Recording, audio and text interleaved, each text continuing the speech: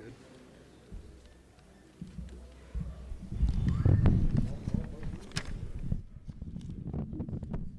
Okay, I was a little nervous there. Good evening, everyone. Welcome to the community meeting for the Greer Fire. My name is Evan Burks. I'm one of the public information officers for Southwest Area Incident Management Team 3. We have a very packed agenda tonight. Our goal here is to provide this meeting to you. So this is for you, and we have a lot of information we're going to deliver, and we hope we can give it to you guys. I will say that afterwards, after the meeting, we will have all these experts here that'll hang out. So if you have questions, you can come up, ask them questions. We can talk on the map and things like that. And we hope to be about an hour here. Quick safety thing, if there is an emergency, we've got exits here on either side and in the back. And we have ASL interpretation, obviously on stage, and we also have closed captioning services over here. If you need those, please feel free to move down where you can see that screen. Okay, I'm gonna get right into it. Just wanna give you guys a quick rundown on the stats. Last reported acreage I have is 9,508 acres. I think we have about 500 personnel assigned, and the fire is still 0% contained. We're gonna get right into it with an operations update from Mike Wallace, one of our operations section chiefs, and he's gonna tell you what's been going on in the fire. Thanks, Evan. Hi, everybody. I'll come over here to the map to talk to it. And we'll start over here in Division Romeo. And so today we've had crews plugged in right here at this drop point 34 is what we call it, and working to these two areas that are bars here that we call division breaks.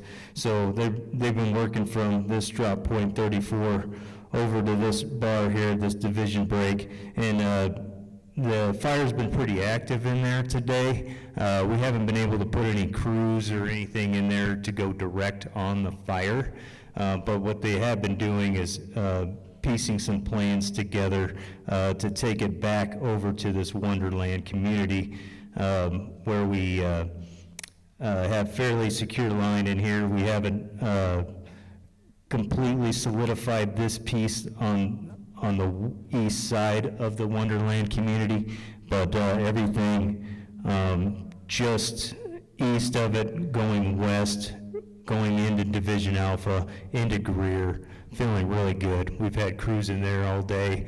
There is some smoke in there and whatnot, but no real concerns, just making sure that fire staying in its place and not impacting any of the structures or community in there. So working up past through here, through Greer, working into Division Charlie.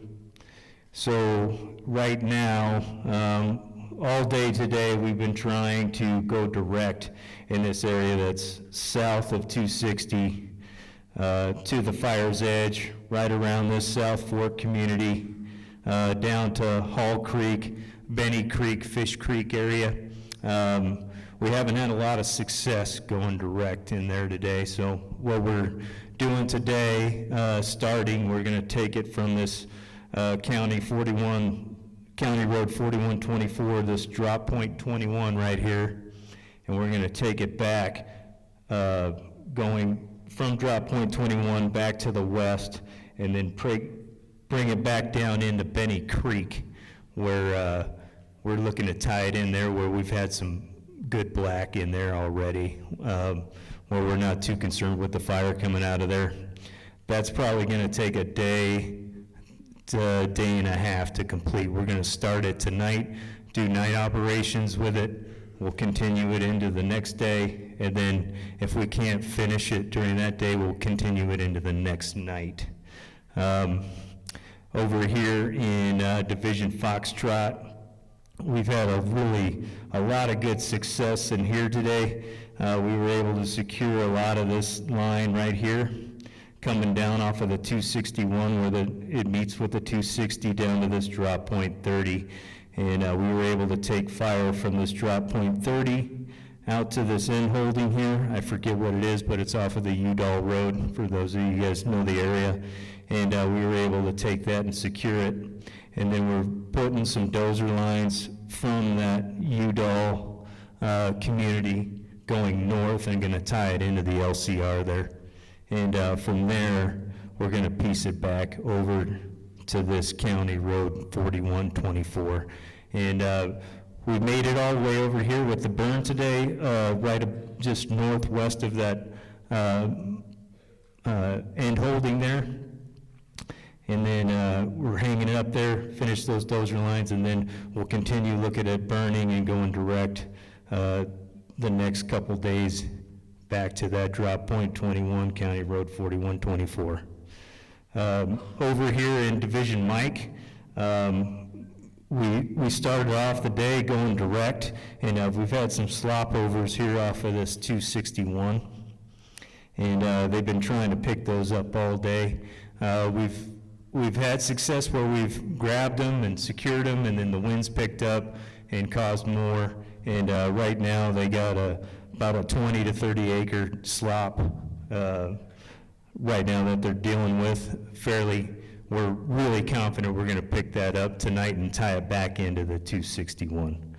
And once we get that tied in, we'll be patrolling and monitoring that until we feel that we can start letting crews and resources leave that area to start focusing more down on this Division Romeo area.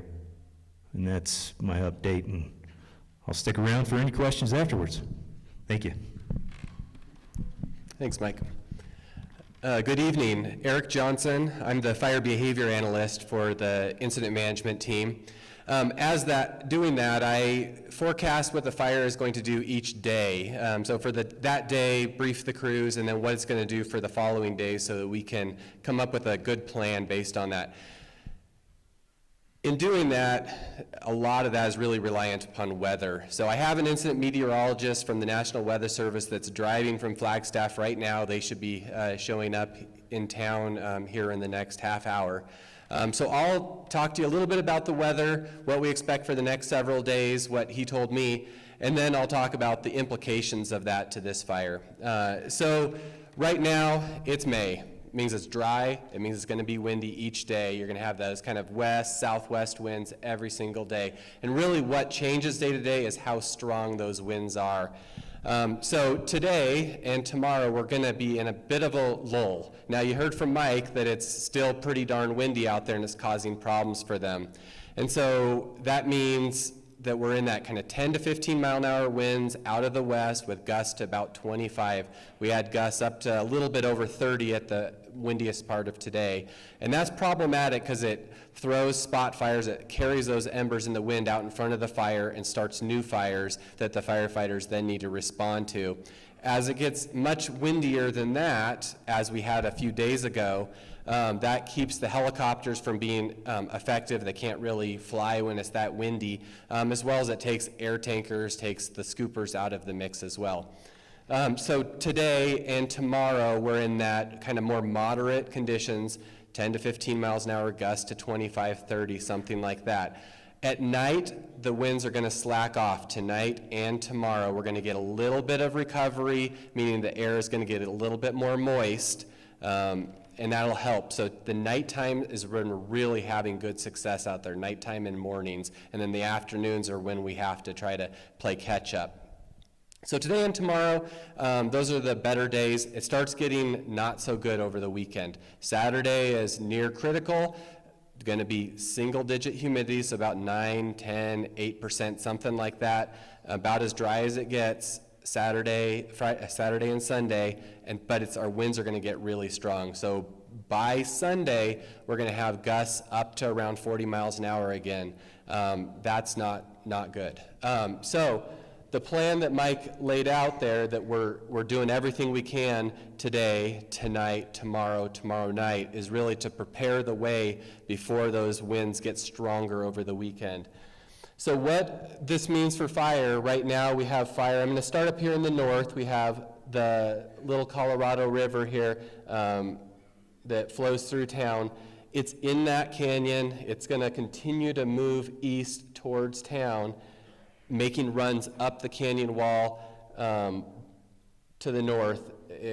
it gets up into the flats there at between the river and the 260, Highway 260, and that's a place that they're having a lot of success holding it. So fire's going to want to continue to move up that river canyon towards town, and they're working on it with helicopters, they're working on it with crews trying to do it, but that's what the fire wants to do. Coming around up the slope, fire is continuing to get pushed down into the drainages, it backs down in, and then when it comes up the other side, it catches the wind and runs right up to the ridgetop with longer flame lengths, starts torching out the trees and throws embers out in front of itself into the next drainage. And it's just continuing to do that as it moves east. In general, that's the same problem we're having out here east of the 261 road. It's throwing embers out there, starting spot fires, and then those are creating their own spot fires as those fires become established. You heard from Mike, he's feeling pretty confident they're going to be able to catch a lot of that's out east of the 261. So the plan is to do that. If that's not successful, there's not a lot of great options directly out in front. It's going to come towards Waters Canyon. Water Canyon is a place that could potentially be successful at holding the fire, but it's just there's not lots of good options. So that's why they're so trying to get it right there. They're putting all that effort into it. And you heard what I said about this weekend. It's going to get just that much windier. Coming around to the north side of the fire really wants to go east and north. So it's still burning out here on the south side. It's backing actively down the slope, but it's not, don't expect it to with the weather, just it's not aligned with the winds or the slope. So it's not going to make major runs any other direction other than out to the north and the east. That's where it wants to go. Coming around to the west side, that fire is parked and don't really expect it to move. It's in a good place where the roads and the fire lines are, so it probably won't ever move west, but south it'll continue to move somewhat, and what it really wants to do is north and the east.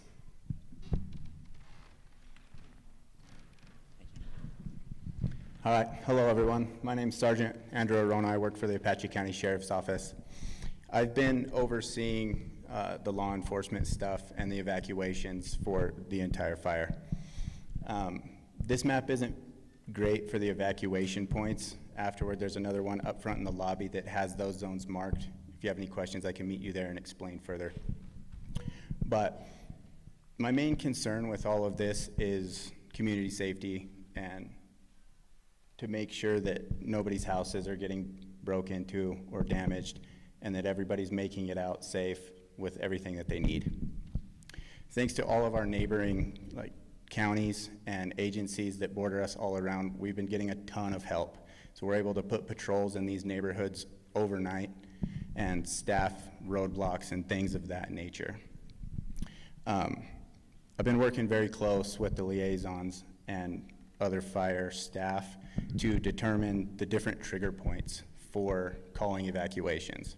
It's always changing, and so we're constantly working on that stuff, trying to make sure that it's as current as possible to who's being put in set, who's being put in go, things of that nature. Right now, I'm sure if you've got the notifications, but this southwestern side of Eager and the Springerville area, this has been put in set from Highway 180 to Water Canyon, and everything north of 260 to Highway 60 has been put in set as well. That's just due to the information that I've received regarding the direction of travel for the fire. Depending on how the fire travels, and I'll keep in contact with all of these guys throughout, will determine which areas get put into go status, if at all. The main concern, okay, I'll jump back, I'll explain. So one of the trigger points off the Water Canyon, there's a drainage that runs along the west side of Water Canyon Road, and that is one of the trigger points to evacuate. We're working on subdividing this area that has been put in set as to not displace as many people as necessary. So depending on how the fire travels will depend on what happens next with those zones. The trigger point for evacuations for north of Highway 260 into Burke Street, up along North Becker Lake Road, and then across to Highway 60, is if the fire reaches Highway 260. So that'll be the trigger point for this area. If anybody has questions about any of this or safety of their homes and stuff, please feel free to find me after.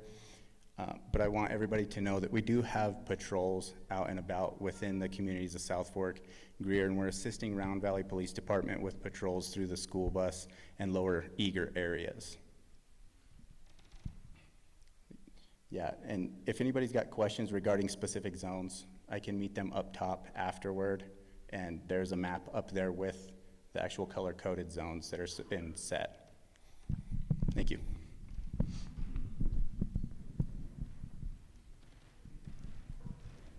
Awesome, thank you, Sergeant Arona. My name's Haley Nickel. I work for Apache County Emergency Management. I wish I could see you guys. This is my home community. I live here in Round Valley. Heather, she'll speak next. Heather and I, we live here in Round Valley. We're actually evacuated from our homes right now. But we're here for you guys. We're here to serve this community that we love so much. Our week started off a little rocky. On a Tuesday, we were headed to Sholo for a meeting and got to the sunrise turnoff and had to turn around. We quickly came back and got our computers. We sent an evacuation notice to residents of Greer from the passenger seat of an SUV on the way to Greer. We get to Greer and we're boots on the ground, running, knocking doors, flagging down cars, turning them around. We are so passionate about helping out this community. We are working alongside Apache County Sheriff's Office at this time, working on these evacuations. So all those notifications that you guys are getting, if you're getting them, they're coming from our office. We are here to really preach Ready, Set, Go. Out in the lobby, we have some Ready, Set, Go door hangers. Please take one. Heather's going to talk a little bit more about that next. Here in emergency management, the resources that we have, we are set up in a mobile command trailer out on the rodeo grounds, working out of there. We have our command trailer, we have side-by-sides, we have Starlinks that sit in our car and go where our cars go. We have light plants, electronic message boards, we have personnel galore to include not only our own staff, but we've been able to partner with our probation department. They're located over at the Springerville Annex building. They are taking in donations. We have 4 probation employees there. So we're grateful for their partnership. We're grateful for the partnership of Apache County District 3 Roads and also Supervisor Nelson Davis, as this operation would not be possible without them and their support. We do have 2 shelters open for people who are displaced from their home. One shelter is located in St. John's at the Bub. What is the Bub? The big ugly building. It's out at the fairgrounds. If you need the address for that, find me after. Our second one, our second shelter that we have is located in Alpine. Our Alpine Fire Department has been kind enough to work with the community to get that shelter up and going alongside the Red Cross, just like our shelter in St. John's is. If you need that address, please come and see me as well after. One last thing I want to mention is earlier this week, I don't know if you guys heard, we have entered stage 2 fire restrictions. That's not just the unincorporated areas of Apache County, but that's also our town of Eager and town of Springerville as well. So no more charcoal, no more wood fires, no briquettes. We're sticking to propane mostly. I can send anyone the information, more specifics on that, on what stage 2 entails. We are just doing everything that we can to protect this community and keep things like this from happening in the future. And that's all I have. I'll turn it over to Heather. Thank you, Haley. I'm just going to go over the 3 different phases of Ready, Set, Go. Everybody should always be in ready. Ready is beware of hazards that threaten your community. Create a defensible space around your home. Build an emergency go kit with enough food and water for 72 hours. Things you should have in your kit are non-perishable food, water, prescription medications, personal hygiene items, flashlights, cash, important paperwork, a cell phone charger, And remember the items for your animals as well. Set, which is where a lot of the people in our community are right now. You need to be paying attention to the news or a vetted information source. You could consider relocating your family before the actual go notice is out, because I know a lot of people are worried. That gives you time to make plans for your animals and other things that you may have to leave behind. Once you're in go or evacuation status, that means there's a danger in your area and you need to take your emergency kit and go. You need to get out of the area and do not go back. If you have an emergency situation and you have to go back, contact your local law enforcement agency and they will escort you back, but that is on a case-by-case basis. I know that is a big problem we're having right now, is people are trying to go back into those areas that have been evacuated. It's not just for your safety, but when we have to have people go back in and look for you, it's their safety that's at risk as well. So I just wanted to make sure that everybody knew, once you leave, you need to stay out of that area. And if anybody has any questions about the 3 phases, you can come up here after the meeting and we can answer any questions. Oh, and our QR codes are on each side. And if you scan the QR code, it will lead you to our RAVE system, which is our emergency notification system. And if you sign up, you can receive all of our emergency notification system, or emergency notifications, and then you'll be up to date with the most accurate information.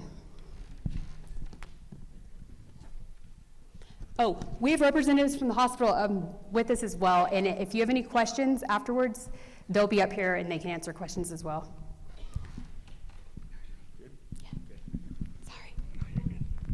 Good evening. My name is Josh Miller. I'm the Deputy Forest Supervisor here on the Apache Sitgreaves National Forests and currently serving as the Agency Administrator Trainee for the Greer Fire. So a few things I'd just like to speak towards is there's a lot of maybe misunderstandings or different terminology going on around towns, counties, so forth. Just want to be clear, this is a full suppression fire, meaning we're absolutely getting after it. So we're doing everything we possibly can, and as Andrew mentioned, you know, safety is our first priority out there, so I'm keeping in mind firefighter and public safety, but we are absolutely going after it and trying to pick it up at the smallest perimeter possible. The other thing I'd like to mention is this is a multi-jurisdictional fire, meaning the state of Arizona is involved with this also, Lehigh over here, and so we share that unified command, and you know, we have a really good working relationship with the state and other agencies, so that really helps on times like this. You know, we come together around the table at the same time. We help share that decision space and make good decisions. So I don't have a whole lot more than that, but we are here for you, and please continue to reach out with any questions or concerns you have. Thanks. Yep. Hey, good evening all. My name's Lehigh Vizcaíno. I work for the Department of Forestry and Fire Management. I am the division chief or the fire management officer for the state in District 2. And basically what that is Navajo County and Apache County. And I've got a little chunk there in Coconino. And so basically I'm just going to give you kind of what we do, and I want to talk a little bit about you know, what it means to be a part of the fire service. So I've been doing this for about 30 years. I worked down in the District 3 for many years, down in the Tucson area. And I've dealt with a lot of fire down there, but not you know, those are mostly grass fire, desert fires, and, you know, they're fast moving. And this was just like a desert fire. And basically, those winds are something else. And I did spend some time on the Palisades in California. And I'll tell you, I know there's a lot of anxiety with the communities up in the White Mountains that we might have that happen here. So when you're dealing with those hurricane-type winds, you're going to have those catastrophic fires. And we're not quite there. As I toured the forest today, I know everybody's concerned about their natural resources out there, the forest. It looked really good. Nothing's being nuked out, as they call it. Nothing's being really devastating. Everything looked good. A lot of that is just kind of cleaning that forest floor, so it's a very healthy environment in my eyes for what's going on there with the fire. It's very impressive because the smoke is impressive, but at the same time, it's actually doing some good. The only problem that we have is that it is encroaching into the communities, and that's where the concern is, and that's when Josh is talking about full suppression. Yeah, we totally agree with that. So I'll tell you, part of my responsibility on the fire is kind of the state representative. And basically my job is to have authority to suppress fire outside of the fire districts. And then when the fire districts get overwhelmed and they don't have the ability to support what they're being encountered with, then I come in, they do a declaration, and then I bring in state assistance, and that's how we're able to do unified command with the forest. I can bring forest to help us out, some of their locals, some of their knowledgeable and expert people to come and help with that service, and that's kind of how it works. The other piece of that is the fire departments also have what they call a mutual aid, and this mutual aid is part of the fire service across the state. And so every fire department across the state has a mutual aid agreement. So when you guys see these big trucks running around, and it's a Phoenix truck, or it's an Avondale truck, or it's a Tucson truck, what they're doing here is they're backfilling while the firefighters that are local are out there engaged in the fire, protecting the community. These folks come in, they get in place, and they're the ones covering the back door for the community. They're the ones that are in here that are responding to the medical, responding to other fires, responding to structure fires in the community. That's what they're doing.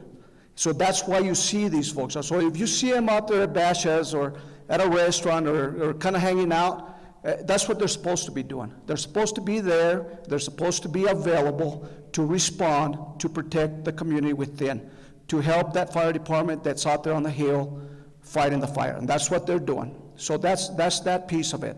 And so when I come in, I came into Greer that afternoon, and I did see Orona.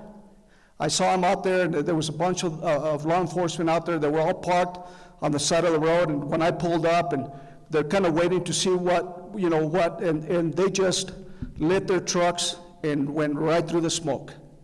So that tells you their love for their community and what they do. So I wanted to make sure I brought that up, because this young man right here was there, and so this is what we need. We all come together, and we all do what's in the best interest of our communities, okay?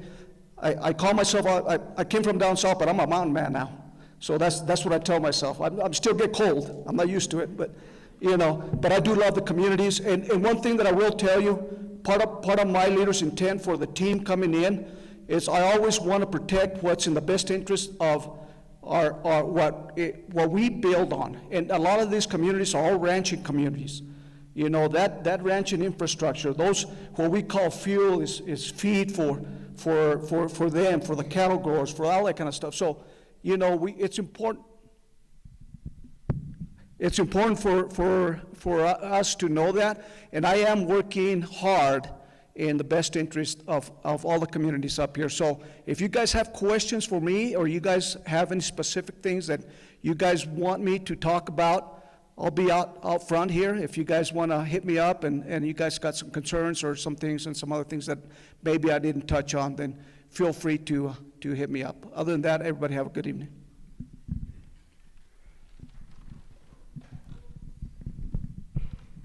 Thank you, Lehigh.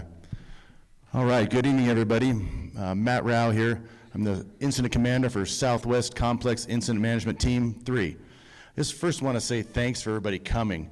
You never know what's going to happen when we have these community meetings, how many people are going to show, what the tone's going to be, kind of where people are at, and it's just really, really important for all of us to get the information out in a consistent and concise manner so that we're all speaking the same language. Hang around afterwards, answer some questions just to make sure that, again, everybody kind of sees the vision that we all see and understands the risks and the issues that we're all dealing with. Complex incident management teams. So generally speaking, we get called in when a community or a local unit is having a bad day. We don't usually get invited over to Springerville for ice cream socials or anything, Johnny, but, you know, we can do that too. But we're one of, loosely right now, there's 35 organized complex incident management teams in the nation. We're one of those teams based in the Southwest. The majority of us on this team, of which there's loosely about 100 of us, Evan and Mike and others in the room here, are part of that 100-person team that when the bell rings, we organize ourselves and come to the call. So one of the things that we always look for when we come into a community is just like how prepared they were for an event like this. You can't really hide anything from an incident management team. You know, we come in and we see the relationships. We kind of look under the hood of all, you know, the planning and all the work that's been done to protect the communities and how those things are going. I just got to say, it's been a while. I was on the Rodeo Chetasky Fire just down the road and Wallow Fire in the not too distant past, but this community here is no stranger to being impacted by wildfire, and unfortunately that's how you grow these relationships and these bonds. And so the first thing we noticed when we got here, man, we were really set up for success. All the local units, you heard Lehi's stories about the valiant efforts of Apache County Emergency Management and the Sheriff's Department, you know, going in there to protect you and get you out of harm's way. The local Forest Service, Arizona Department of Forestry and Fire Management, all the municipal departments, the city, everybody around here coming together, it just was astounding. This was an incredible firefight from the beginning. There was no time to even take a breath. There was no time to really formulate a long-term plan. It was get in there, save lives, and protect property. And it was an incredibly valiant effort. So it was recognized early on that with the conditions that are just so historic this year, and it's not just right here, but I live in Albuquerque, and we work primarily in the Southwest all through fire season, and it's a bad year. We've been monitoring the drought index, the live fuel moistures in the trees and in the grass and the shrubs. It's off the chart low this year. I mean, it's been a lot of years since we've seen things like this, and we all sort of knew that we could be prepared, or we would need to be prepared for an event like this. And so we were all kind of on high alert. Our team happened to be up in the rotation, and we knew that the risk was real, and it was a probability that we'd get an assignment. So when we got the call from the local folks here, we kind of understood what the probability of this becoming a larger event that could impact all of you right away. So I think applaud all the local folks here for making that determination really quickly. I got calls from the Forest Service and from DFFM literally within hours of the fire starting, just getting us ready. Like this could get out of our potential for control, and we're going to need some help. So we rallied and headed on over. So the way that structure works, Lehi and Josh both talked about that a little bit. It's a unified command right now between the state of Arizona and the U.S. Forest Service. We come in, the team comes in, and we work underneath that delegation of authority. So what that means to us is we manage the resources. We kind of help determine the strategy. We sit down and we bring like the best available science to bear, like Eric, our fire behavior analyst, and we have a suite of people that look at the science behind what the fire is predicted to do, and we start to build a plan moving forward, and then we engage all your local folks that have been here forever and know the land, know the relationships. We leverage all those relationships, and we put all that knowledge together, and we cooperatively develop a plan that's not only going to allow us to be successful in the fire, but a plan that's going to protect the values at risk. And there's just so many things out here. You know, first and foremost, obviously, you heard firefighter and public safety is always our first and foremost thing. And then private property, all your homes, your infrastructure, the rangelands, the watersheds, your water systems. I mean, there's just so many things to consider when you've got a fire like this that just really wants to burn. So we build that plan based on all of that, and it is super dynamic, as you all know. Just the work that was done last night by our night shift and the work that Mike described that was done today without the influence of the wind, you know, that was a great day. We made a lot of success. We're going to make more success tonight. And then as the winds kick back up, you just need to be prepared for what the next step might be. And I just appreciate you all coming to listen about the Ready, Set, Go, what that means, and really listening to folks when we get to that point, when it's time to go, it's time to go. And it really makes our lives a lot easier when we know that you're safe. Our responders don't have to worry about your well-being. Our job is to get in there. We're going to go after the fire, and we're going to do our best to corral this thing in the smallest possible way. So as the team works through all of this, you know, again, it's input from everybody. We don't have all of the answers when we come to town. We rely on all of you, all of your cooperators and stakeholders here to help us figure out the best course of action. The ultimate goal, we all want the same thing. We want everybody to go home safe at night. That's all of you. That's all of our responders that we're responsible for. We want to protect all your valuable private property, your homes.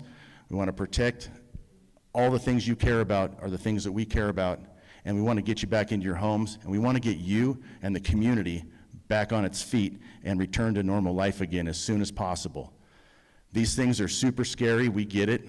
I've been evacuated several times myself personally, and I know fire, and it's still scary being evacuated. We empathize with that, and that's why we want to be here with you tonight. We've opened up a ton of opportunities for communication through Facebook, through our public information hotlines. All your local officials have the same information that we're sharing. We want to get you the information real time so you can try to work through this with us. We're working through this with you real time, and we totally understand this is really stressful. And so we're here to help you get through it, and at the end of the day, again, we all want the same thing: get you home, get back to your lives. Please do stick around afterwards. We'll be spread out all over the place. There's more people up in the lobby up there that have information. Stick around with us, grab us, ask some questions. We're here for that. And again, thanks for coming tonight.